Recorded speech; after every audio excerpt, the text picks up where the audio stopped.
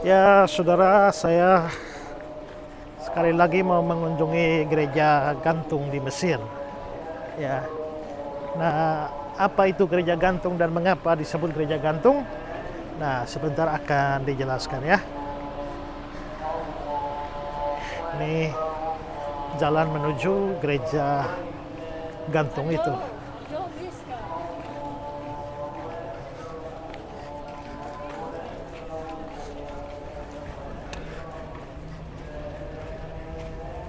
Bapak Ibu, kita sekarang ada di daerah Kairo Tua Koptik. Daerah ini juga disebut daerah Babylon. Ini bukan daerah Babylon yang disebut dalam Alkitab. Yang disebut dalam Alkitab, Babylon yang ada dalam perjanjian lama itu ada di negara Irak, bukan sini. Tapi tempat ini disebut juga Babylon karena sini pernah ada benteng Romawi namanya benteng Babylon. Ini bagian dari benteng Babylon yang masih ada sampai saat ini. Benteng Babylon didirikan oleh bangsa Romawi pada abad pertama sebelum Masehi oleh raja namanya Trojan. Oke? Dan benteng ini sudah jadi tempat yang paling kuat waktu tentara Arab masuk Mesir. Kita sudah tahu kemarin yang Mesir sekarang dikuasai oleh orang Arab atau disebut Republik Arab karena sekarang mayoritas dari orang Mesir beragama Muslim.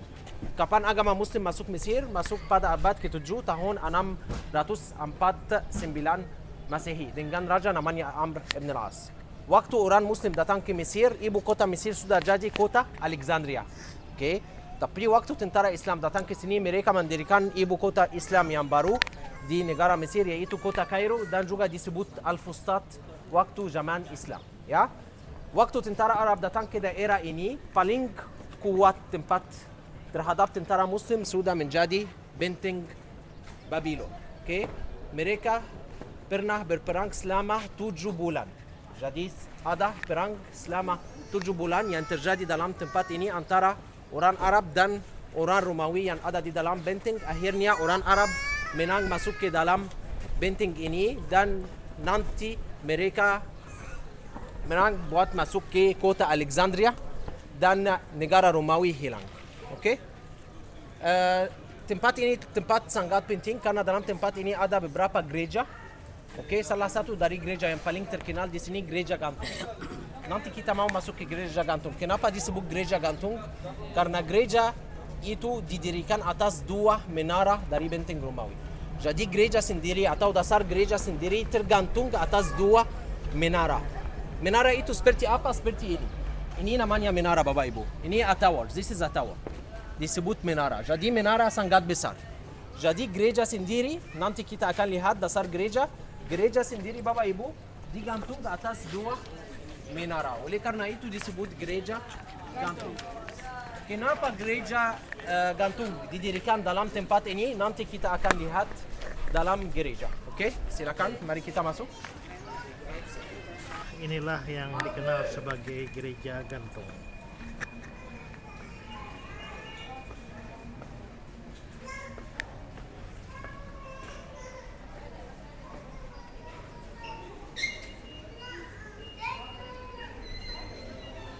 Baik, jadi waktu Bapak Ibu kita masuk ke gereja ini, kita akan ketemu beberapa gambar.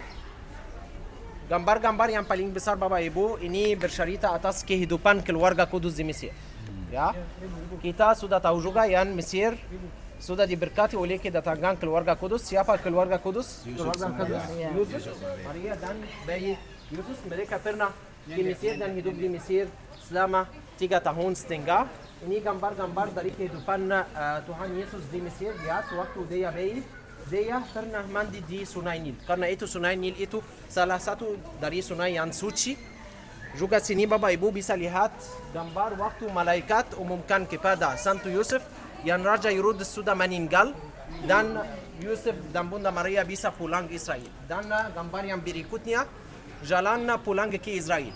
Santo Yusuf dengan Bunda Maria dan Yesus mereka naik keledai jalan di sebelah Sungai Nil yang warnanya biru dan di atas mereka ada 3 piramid Giza sebagai simbol yang mereka pernah keluar dari kota ini. Ya, ini Bapak Ibu ada satu gambar karena ada banyak dari Anda yang tanya apa yang bedaan patriark dengan Roma. Ya, ini biarawan pertama. Tahu biarawan berarti apa? Monk.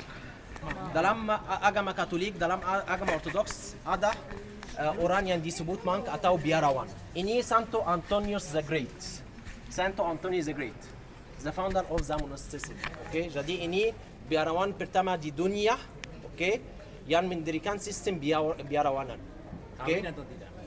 Kenapa? Kawin atau tidak? Kawin? Tidak kawin. Orang biarawan Bapak Ibu tidak menikah. Oke? Itu yang bedaan biarawan sama Romo. Romo bisa menikah. Romo Ortodoks bisa dan setuju menikah karena pernikahan termasuk 7 sakramen gereja. Dan gereja Koptik Ortodoks percaya dalam 7 sakramen. Jadi Romo bisa menikah. Tapi biarawan tidak bisa menikah. Biarawan hidup di luar kota, di padang gurun, dalam biara atau monastery. Oke, jadi padang gurun Mesir penuh dengan monastery dari zaman Romawi. Oke, dan nanti saya akan kasih tahu kenapa kita punya banyak biara dan apa sejarah orang biarawanan itu di dalam gereja. Oke, mari kita naik ke gereja.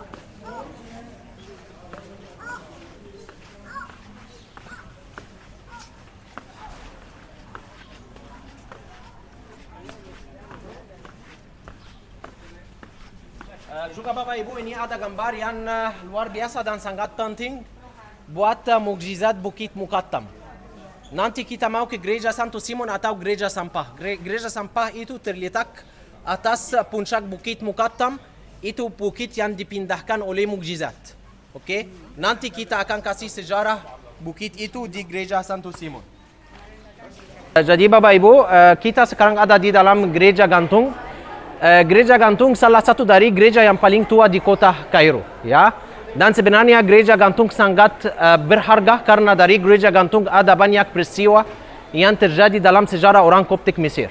Dulu saya mau bicara sedikit atas apa arti kata Koptik, ya. Kita kemarin Bapak Ibu tahu atas bangsa pertama yang kuasa Mesir disebut bangsa Firaun. Bangsa Firaun. Sejarah atau masa Firaun selesai dengan kedatangan Raja Alexander, Raja Yunani Alexander, dan kerajaan Yunani sudah hilang sama kedatangan orang Romawi ke Mesir. Jadi setelah bangsa Firaun, Mesir pernah dikuasai oleh orang Yunani, pernah dikuasai oleh orang Romawi dari abad pertama sampai abad ke-7 Masehi. Setelah abad ke-7 Masehi, Mesir dikuasai oleh orang Arab atau disebut negara Arab. Jadi apa arti kata Koptik? Kata Koptik sebenarnya Bapak Ibu berarti orang Mesir asli. Tapi yang pakai istilah Koptik sekarang hanya orang Kristen Mesir. Kenapa? Karena waktu Islam masuk ke Mesir Bapak Ibu pada abad ke-7 Masehi, ada banyak orang Mesir yang ganti agama dan pindah menjadi Muslim. Kenapa? Ada banyak orang yang percaya pada Islam seperti agama. Ada juga banyak raja Muslim yang pakai sistem namanya sistem pajak. Berarti apa? Berarti yang orang yang tidak Muslim, yang hidup dalam negara Muslim harus bayar pajak. Sebenarnya saat itu situasi ekonomi dan politik Mesir sangat-sangat lelah. Jadi kebanyakan dari orang Mesir sangat miskin dan tidak bisa bayar pajak itu. Jadi ada banyak orang yang dipaksa bayar pajak dan ada banyak orang juga yang dipaksa pindah agama. Oleh karena itu kebanyakan dari orang Mesir sekarang disebut orang Arab atau beragama Muslim. Tapi ada banyak orang dari Mesir yang udah bayar pajak itu. Oke, oleh karena itu ada 20% sampai sekarang orang yang masih Kristen. Jadi asal usul kami dari keluarga yang udah bayar pajak, ya. Dan saat itu pemerintah Islam buat bedaan yang Kristen dengan yang Muslim, mereka kasih istilah Muslim atau Arab buat orang yang beragama Muslim, walaupun mereka dari Mesir. Yang beragama Kristen dapat istilah Koptik, berarti orang Mesir asli. Karena orang Arab bukan orang Mesir. Bapak Ibu harus paham, yang orang Arab asal usul orang Arab dari timur, dari Saudi. Tapi Mesir itu turun dari Firaun. Jadi Mesir punya sejarah dan peradaban yang pribadi daripada Arab. Jadi yang tetap Kristen, oke, disebut Koptik berarti turun dari Firaun, berarti orang Mesir asli. Tapi yang pindah ke Islam disebut Arab karena sudah mencampur dengan orang Arab yang beragama Muslim. Jadi Bapak Ibu sekarang bisa paham apa arti kata Koptik? Ya. Karena itu Mesir disebut atau gereja kita disebut gereja Koptik Ortodoks karena gereja kita turun dari bangsa Firaun. Ya, siapa pendiri gereja Koptik Ortodoks? Santo Markus Penginjil. Jadi dia datang ke Mesir pada abad pertama Masehi dan dia mendirikan gereja pertama di kota Alexandria. Dan saat itu kebanyakan dari orang Mesir beragama Yunani atau Romawi. Juga sudah ada banyak yang beragama Yahudi. Tapi waktu Santo Markus Penginjil datang ke Mesir, dia lakukan banyak mukjizat di depan orang Mesir dan dia membawa banyak orang Mesir pindah agama menjadi Kristen. Oke? Dan itu menjadikan Raja Romawi sangat marah. Karena saat itu dari abad pertama sampai abad keempat, negara Romawi belum menjadi Kristen. Jadi pernah ada penganiayaan yang sangat sulit, yang sangat keras terhadap bangsa Kristen. Jadi kalau ada yang pindah agama menjadi Kristen pada zaman Santo Markus, mereka tidak bisa umumkan. Jadi kalau mereka mau hidup dengan damai, mereka harus keluar dari kota yang besar, seperti kota Alexandria. Mereka jalan ke padang gurun. Dan lakukan apa? Membuat atau mendirikan biara atau monasteri. Oleh karena itu Mesir penuh dengan biara atau monasteri karena masa penganiayaan. Jadi banyak orang yang pindah menjadi Kristen dan supaya hidup dengan damai dan bisa menyembah Yesus dan bisa membuat misa, mereka jalan dari kota yang besar ke padang gurun membuat biara-biara. Karena itu di Mesir ada dua macam mitologi, ada Romo atau pendeta yang biasa dan ada biarawan atau monk. Biarawan ada biarawan laki-laki dan biarawati cewek. Biara buat cewek atau biara buat biarawati ada di dalam kota. Karena cewek tidak bisa hidup sendiri di padang gurun. Tapi biara yang buat laki-laki, buat monks ada semuanya di padang gurun. Ya, seperti siapa naik Gunung Sinai? Siapa yang tadi naik Gunung Sinai? Baba? Pasti Baba lewat dari biara Santa Katrina yang ada di kaki Gunung Sinai. Di kaki Gunung Sinai ada biara besar namanya biara Santa Katrina. Di sana ada 70 biarawan dari gereja Yunani yang hidup di kaki Gunung Sinai. Semuanya laki-laki. Tapi kalau ada cewek atau wanita yang biarawati harus pakai biara dalam kota seperti yang ada di kota Kairo atau di kota Alexandria. Oke? Masalah penganiayaan Romawi selesai dengan Raja Kaisar Konstantin yang menjadi Kristen pada abad ke-4 Masehi. Dan dari zaman Raja Kaisar Konstantin sampai abad ke-7 Masehi, semua negara Mesir menjadi negara Kristen dan masalah penganiayaan sudah selesai. Ya? Tapi masalah penganiayaan mulai lagi dengan kedatangan orang Arab.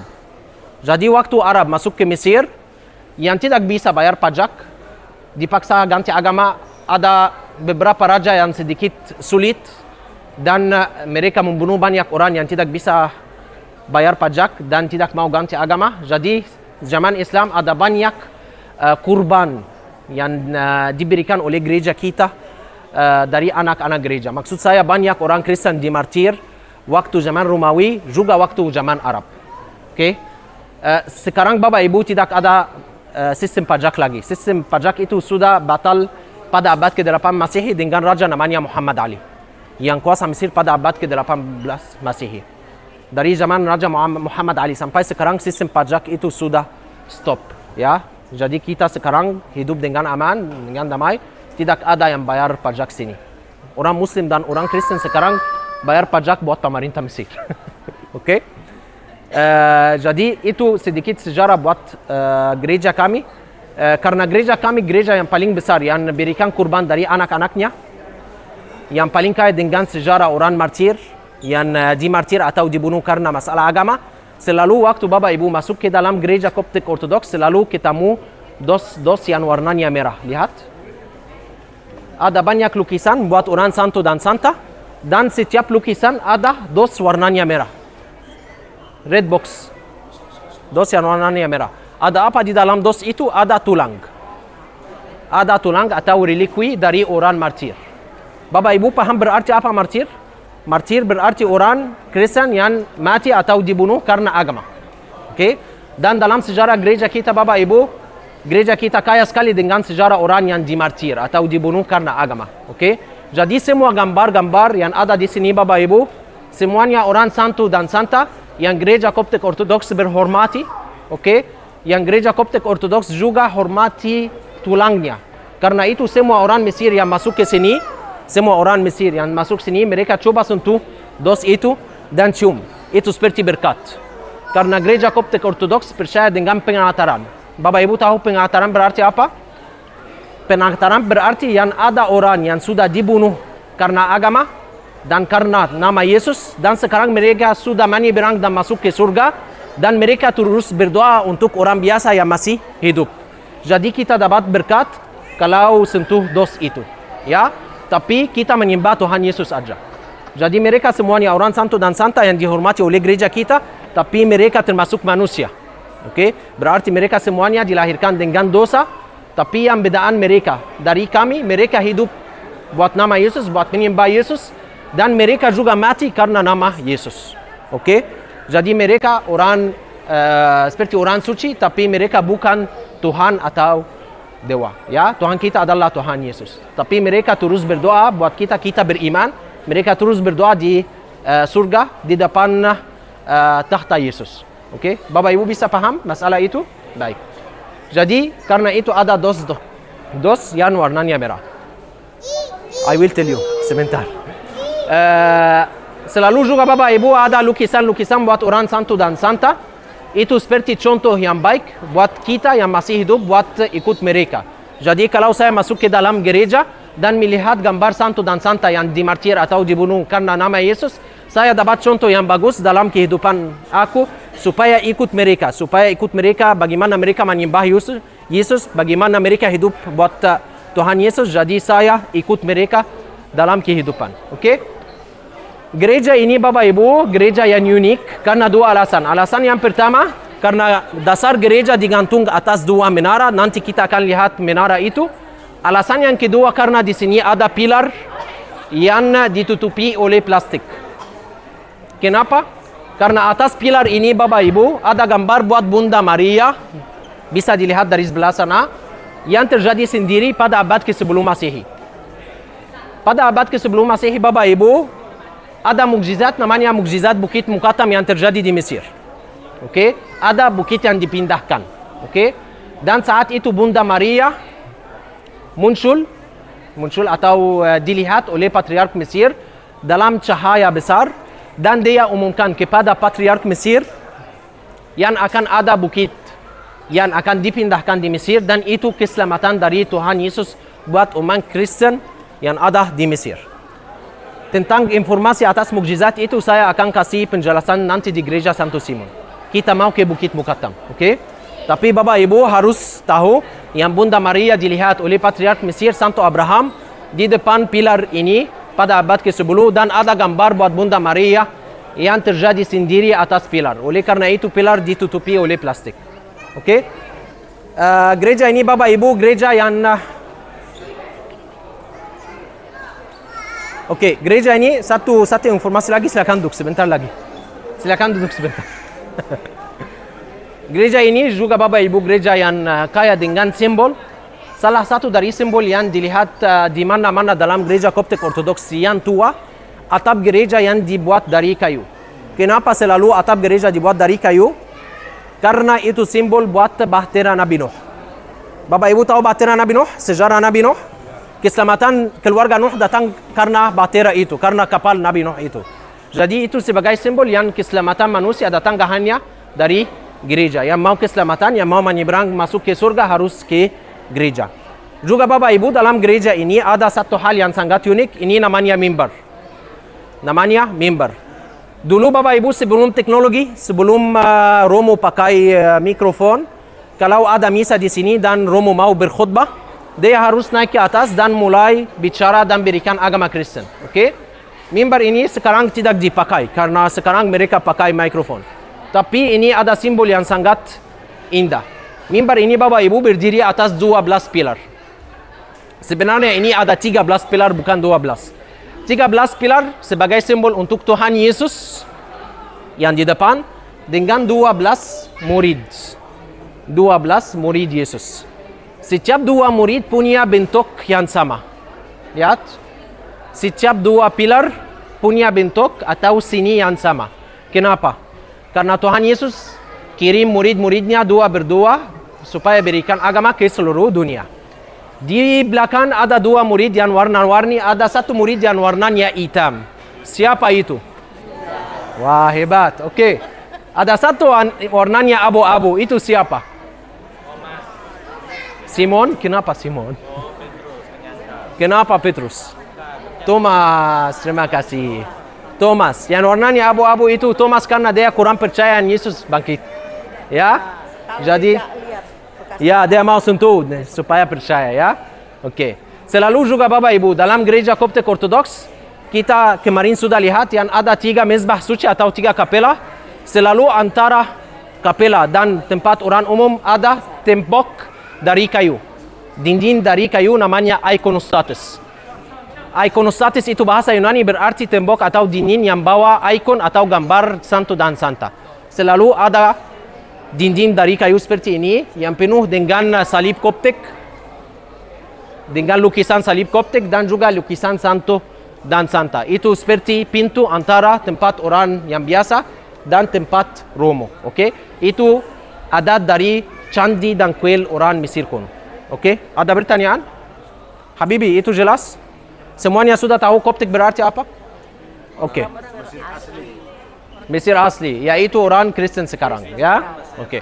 Sekarang Bapak Ibu kita mau masuk lihat dasar ya. Yang tadi monasteri yang ada di gurun-gurun itu ada aja sampai sekarang ada orang datang. Sampai sekarang Bapak Ibu orang datang dan orang hidup. Di gereja kami Bapak Ibu, kepala gereja kami namanya Patriark Mesir. Patriark harus naik tahta gereja dari orang biarawan. Kan semua laki-laki. Yes. Semua men. Kalau nggak ada yang datang kan punah karena nggak ada keturunan lagi.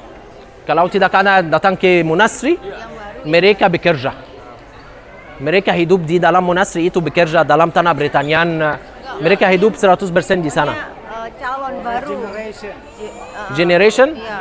Generation, oke. Generation datang dari mana? Kalau Bapak punya misalnya anak laki-laki dan dia tidak mau menikah dan mau masuk ke biarawan, ya mereka terima laki-laki masuk hidup seperti 60 hari di dalam biara.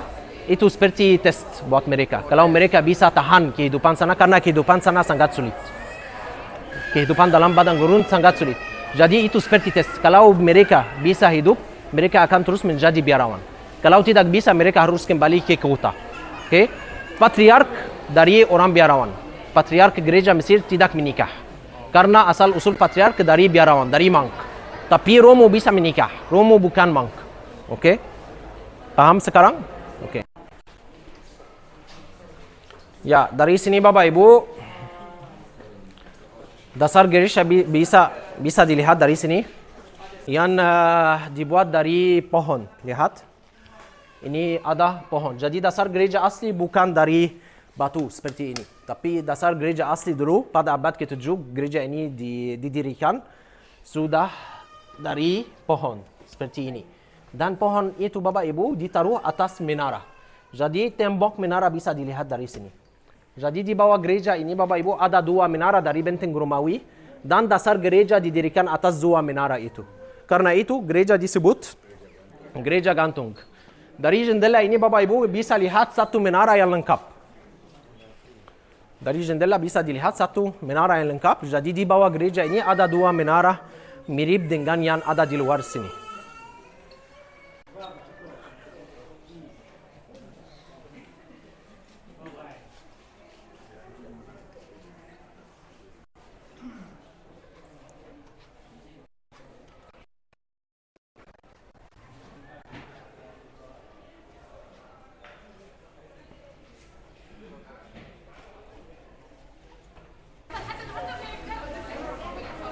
Ya, silakan ke sini Bapak Ibu.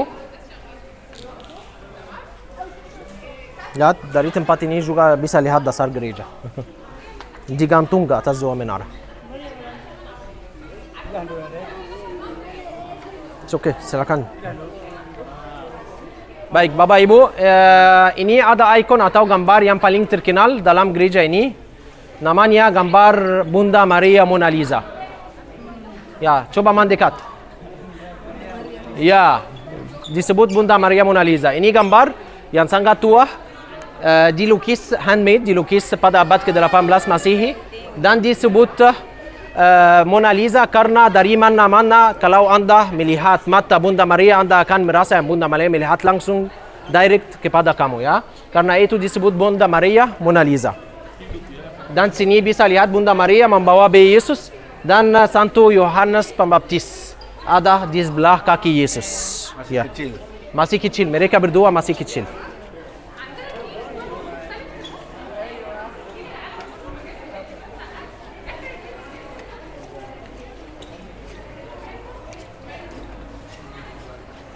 Gereja sama Presiden Mesir yang paling terkenal. Yang ada di atas sini Bapak Ibu, ini Raja terakhir Mesir, namanya Raja Farouk. Ini gambar pada tahun 1944 Masehi. Jadi ini Raja terakhir Farouk dengan Patriark Makarius yang ketiga. Okay? Setelah Raja Mesir ada Presiden Nasir yang mulai kuasa Mesir. Ini gambar Presiden Nasir pada tahun 1965 sama Patriark kita yang sangat terkenal Paus Cyril yang ketiga. Oke, habis Presiden Nasir ada Presiden Anwar Sadat sama Patriark Cyril. Habis itu Presiden Anwar Sadat sama Patriark kita namanya Paus Sinuta. Dan ini gambar Presiden Mubarak. Dan sekarang Presiden kita yang ada sampai saat ini namanya El Sisi sama Patriark kita yang ada sampai saat ini namanya Patriark Tawadros.